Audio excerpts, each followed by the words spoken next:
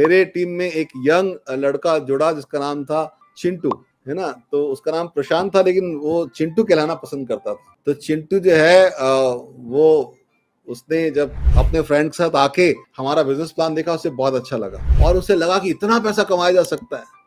क्योंकि उसके पिताजी सरकारी जॉब में थे, बहुत अच्छा पैसा कमाते नहीं थे, बहुत तंगी की लाइफ देखी थी उसने। तो वो इतना एक्साइटेड हो गया, क्योंकि हमने जो है हमारे ऑफिस में हम मीटिंग लिया करते थे, तो वहां पर हम प्रोजेक्टर पे जो सक्सेस स्टोरी दिखाया करते थे लीडर्स की, और वो इतने सारे लीडर उसकी उम्र के लोग बहुत कामयाब हुए, बहुत अच्छा पैसा कमा रहे हैं, ये सब देखकर ना उसकी आंखें फैल गई। और उसको जब बताया गया चिंटू को इससे बहुत पैसा कमा सकते हो, वो बेचारा डरा डरा सा हाथ खड़े करके पब्लिक के बीच में बार बार मुझसे कुछ प्रश्न करता था। मैं उसका उत्साह बढ़ाता था, उसके प्रश्नों के जवाब देता था। उसे लगा कि बस ये लाखों रुपए मेरे पास आने वाले हैं, जबकि वो स्टूडेंट था। तो वो एक्साइटेड हो गया। तो जब वो जाने लगा, बोला सर अब मैं करके दिखाऊंगा, मैं तो बहुत अमीर हो जाऊंगा, आप जो हमारे रैंक होते उसका नाम आई एम ये आई एम वो।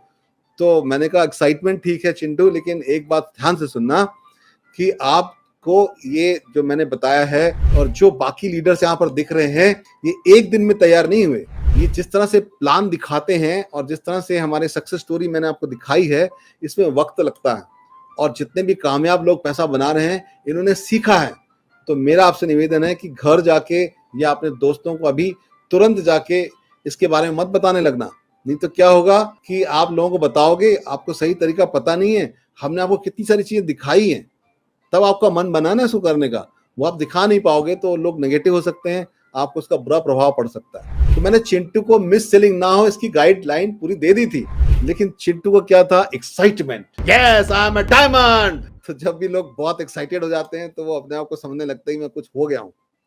और अक्सर ये देखा जाता है एक्साइटमेंट में लोग गलती कर देते हैं। चिंटू बहुत एक्साइटमेंट में मेरे ऑफिस से निकला 3-4 बजे, और उसके बाद वो घर पहुंचा रात को बहुत लेट।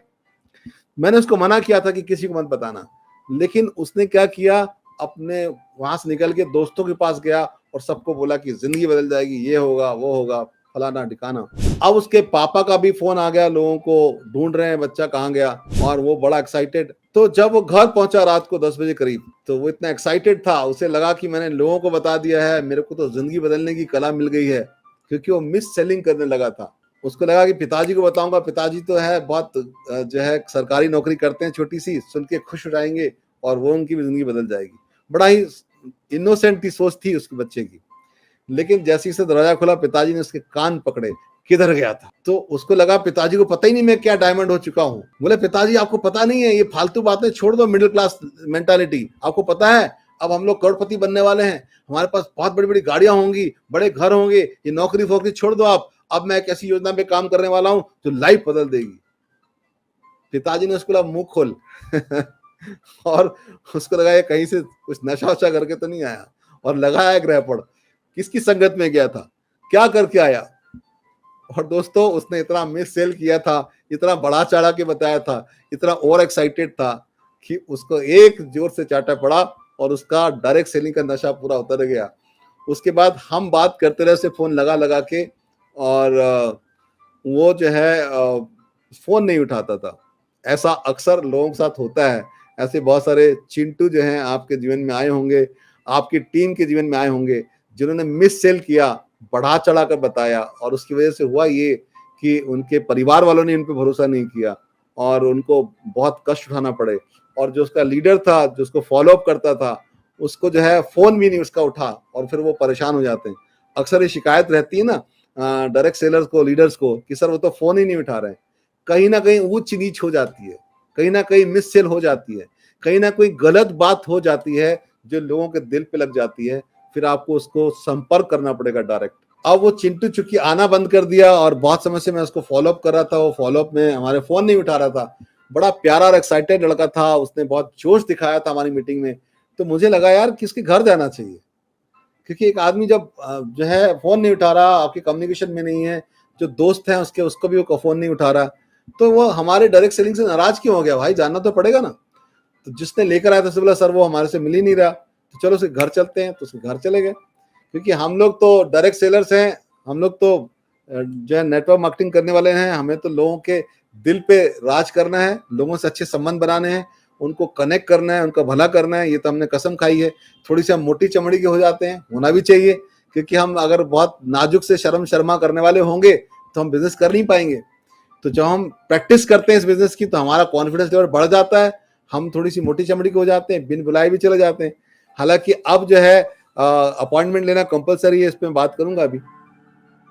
हम चले गए चिंटू के घर में, तो चिंटू ने हमें दूर से देख लिया अपने घर की खिड़की से कि बत्रा साहब आए हैं। उसके तो हाथ पांव ढीले हो गए, वो दौड़ के मेरे पास, अरे बत्रा साहब मेरे घर क्यों आ गए? मैंने कहा क्यों? अरे बोले सर मेरे पापा घर पे हैं। तो मैंने कहा तो क्या हुआ? बोले आपको पता नहीं है सर, मैं आपके ऑफिस उस दिन आया था, मैंने पापा को बड़ी बड़ी बातें करी, पापा ने एक चाटा दिया और बोला खबरदार आज के बाद तुमने किसी डायरेक्ट सेलिंग में की मीटिंग में गए और करने की कोशिश कर, अपनी पढ़ाई पे ध्यान दो। और बस उस दिन से मेरे पापा ने जो आंखें दिखाई, मैं डरा हुआ हूँ, अगर आप उनसे मिलेंगे तो मेरी पिटाई हो जाएगी, तो प्लीज अभी जल्दी से भाग जाइए आप, और मैं भी भाग रहा हूँ। तो मैंने कहा भाई चिंटू, तुम्हारे पापा से हम वैसे भी तो मिल सकते हैं, हम इंसान भी तो हैं, हम डायरेक्ट सेलिंग की बात नहीं करेंगे, क्या फर्क? नहीं नहीं नहीं, आप समझ नहीं रहे सर, आपको नहीं पता, मेरे पापा बहुत गुस्से वाले, ये वो। जब उसने देख लिया कि मैं उसके पापा से मिले बिना जाऊंगा ही नहीं, तो बोला देखो आप नहीं मान रहे हो, मैं भाग रहा हूं, और वो घर से भाग गया। अब मैं, आप सोचिए, किसी से मिलने जा रहा हूं और वो जिससे मैं मिलने जा रहा हूं वो मेरे को देख के भाग गया। और मैं अपने एक साथी के साथ, उसकी जो दोस्त था, उसकी जो जिसने रेफरेंस दिया था, उसके साथ मैंने उसके पापा को सामना किया। उसके पापा ने बोला बैठिए बैठिए, आप ही बत्रा साहब हैं, तो आप लोगों को जो है इस तरह की कंपनी में शामिल करते हैं, आप लोगों को बिगाड़ रहे हैं। ये बच्चे 18 साल से ऊपर जरूर हैं, लेकिन इनका भविष्य तो नौकरी है, नौकरी करेंगे, पढ़ाई कर रहे हैं, आप क्यों उनको डायरेक्ट सेलिंग में लाना चाहते हैं? डायरेक्ट सेलिंग को लेकर उनके पास जो भी मन में नेगेटिविटी थी, जो बुरा अनुभव था, उन्होंने मुझसे शेयर किया। दोस्तों, जब आप लोगों को सुनते हैं और उनको सुनने के लिए बार बार प्रोत्साहित करते हैं, उनके साथ आप कनेक्ट करते हैं, अच्छा ऐसा हुआ, ओ हो, फिर क्या हुआ, ओके, उनकी बात को रिपीट करते हैं, उनकी आंखों में आंखें मिलाकर बात करते हैं, उनसे बुलवाने के लिए उन्हें मजबूर करते हैं, तो उसे बहुत अच्छा लगता है। आप मेरी बात सुन रहे हैं, मुझे अच्छा लग रहा है ना? ऐसे ही जब आप किसी की बात सुनते हैं तो उसे अच्छा लगता है। मैंने उनको सुनना चाहा, जानना चाहा कि आखिर नेटवर्क मार्केटिंग से इस व्यक्ति को तकलीफ क्या है। दुनिया का बेहतरीन बिजनेस है, बेहतरीन इंडस्ट्री है जो लोगों का पर्सनालिटी ग्रो कर रहा है। अगर कोई व्यक्ति नौकरी भी करना चाहता है तो उसे ज्वाइन करना चाहिए, क्योंकि उसके अंदर कॉन्फिडेंस आएगा, वो पब्लिक स्पीकर बन सकता है, कम्युनिकेशन स्किल अच्छी हो सकती है, उसके व्यक्तित्व का विकास हो सकता है, बहुत सारी चीजें उसको बिजनेस से मिलने वाली है, फ्री में मिलने वाली है, उसको इनकम भी आ सकती है, उसको बहुत कुछ सीखने मिल सकता है। तो फिर लोग मना क्यों करते हैं, ये इतने खिलाफ क्यों हैं? क्योंकि मैं आपको बताऊं, अगर कोई आदमी किसी चीज के लिए पॉजिटिव है तो हो सकता है सो कोई कारण ना हो, पॉजिटिव हो गया, सुनने के बाद चीज लगी, हो गया, लेकिन नेगेटिव है तो इसका कारण होगा। अगर कोई आदमी आपका फोन नहीं उठा रहा है, कोई व्यक्ति ऐसा है जो आपके दूर भाग रहा है, तो आप उससे जरूर मिलिए, उसको सुनिए, उससे नॉर्मल रिलेशन कर लीजिए, कनेक्ट बना के रखिए, ट्रस्ट बिल्ड करिए, रैपो बिल्ड करिए, क्योंकि वो बहुत काम का है। उसको बुरा अनुभव है, यानी उसने कहीं ना कहीं नेटवर्क मार्केटिंग सुन रखी है, या कुछ ना कुछ उसके साथ हुआ है ऐसा। Every negative has a history. Positive हो सकता है हिस्ट्री ना रखता हो, पॉजिटिव हो सकता है तुरंत भी आदमी हो सकता है, लेकिन नेगेटिव है, अगर कोई नाराज है, कोई दुखी है, अरे कौन किसी अनजान लोगों से दुखी होता है ना? जो भी होता है अपना ही तो होता है। जब मैंने उसको बहुत प्यार से सुना तो पता चला कि इसके पहले मेरी ही कंपनी का व्यक्ति उसको प्रोडक्ट देके चला गया, प्रोडक्ट चिपका के चला गया उसका जो उसका कोई अपलाइन था, जो उसका स्पॉन्सर था, और उस प्रोडक्ट के बारे में जानकारी नहीं दी ठीक से, और उस प्रोडक्ट की उन्होंने बहुत सारी कीमत ली। उसके साथ एक बॉक्स में प्रोडक्ट आते थे, वो बॉक्स उसके पास रखा है पिछले 7 सालों से, और उसका प्रोडक्ट अभी भी वहां रखा अटाले में। वो निकाल के लाया, बोले देखो इस तरह का मेरे को प्रोडक्ट देके चले गए, बताया भी नहीं किया, और वो मेरे सीनियर थे और ऑफिस में, और मेरे को उनकी बात मानना पड़ी, मेरा पैसा उलझ गया, मैं कोई चेन नहीं बना पाया, मैं कोई डेवलप नहीं कर पाया। तो ऐसे अगर लोगों के पैसे फंसाते रहें कैसे चलेगा? तो इसलिए भारत सरकार की रूल्स में जो कंज्यूमर अफेयर मिनिस्ट्री ने आपको दिए हैं, है ना, कंज्यूमर प्रोटेक्शन के लिए, उसमें लिखा गया है कि अब अगर कोई भी व्यक्ति किसी के भी पास, किसी के संपर्क में आता है और किसी को अपने प्रोडक्ट देता है, अपनी डायरेक्ट सेलिंग कंपनी के बारे में बताता है, तो उस क्लाइंट को पूरा राइट है, अधिकार है कि वो आपकी कंपनी का बैकग्राउंड चेक कर सकता है, तो उसके पास पूरा अधिकार है कि आपकी कंपनी के बारे में पूरी जानकारी ले सकता है, आपको देनी होगी, आपको होनी चाहिए, आपके प्रोडक्ट की पूरी डिटेल ले सकता है आपसे, आपकी पूरी जानकारी इसको मिलनी चाहिए। अगर आप नहीं देते तो वो आपके प्रोडक्ट को मना कर सकता है, आपकी कंप्लेंट भी कर सकता है कि आप मिससेल कर रहे हो। बहुत जरूरी है कि अगर आप किसी के पास जा रहे हो प्रोडक्ट लेकर, बिजनेस अवसर को लेकर, तो आपको उसकी सही जानकारी होनी चाहिए। वो जानकारी जो कंपनी आपको देती है, वो नहीं जो आपने कुछ भी बनाई हुई है। तो इसलिए अगर हमें डायरेक्ट सेलिंग में काम करना है तो हमें हमेशा वो इन्फॉर्मेशन देनी है जो सही है, जो हमारी कंपनी देती है, और पूरी जानकारी लेके चलना है। तो मैंने उसको बोला, अरे तो बहुत ही शानदार प्रोडक्ट है, ये देखिए हमारी कंपनी क्या बोलती है। हमने कैटलॉग निकाल के दिखाया, मेरी कंपनी इस प्रोडक्ट के बारे में ये बताती है, इससे ये फायदा होगा, इससे ये फायदा होगा। फिर मैंने उनका प्रोडक्ट जो है बर्तन धोने का निकाल के, और मैंने उनको बताया हिला के उसको, लाइए बर्तन लाइए। तो उन्होंने अपने 2 गिलास लाए कांच के, तो मैंने उनको बोला इस कांच के गिलास को अपने सर्फ से धोइए, अपने जो वॉशिंग पाउडर है इससे मैं धो के दिखाता हूँ। मैंने उनको धो के दिखाया तो जो हमारा प्रोडक्ट था उससे जगमग जगमग कर रहा था। उनको मजा आ गया कि 7 साल बाद भी प्रोडक्ट काम का है। फिर उनको मैंने बताया कि ये जो है प्रोडक्ट इस तरह का काम करता है, इस तरह से काम करता है। वो उसकी उनके हमारे जो चिंटू है, उसके मम्मी पापा, उसकी दादी, उसके दादा, उसके परिवार के लोग और 5 लोग आ गए। वो बड़े ध्यान से मुझे सुनने लगे। फिर उसमें से उनकी दादी ने पूछा शुगर के लिए कुछ है क्या आपके पास? फिर मैंने उनको बताया।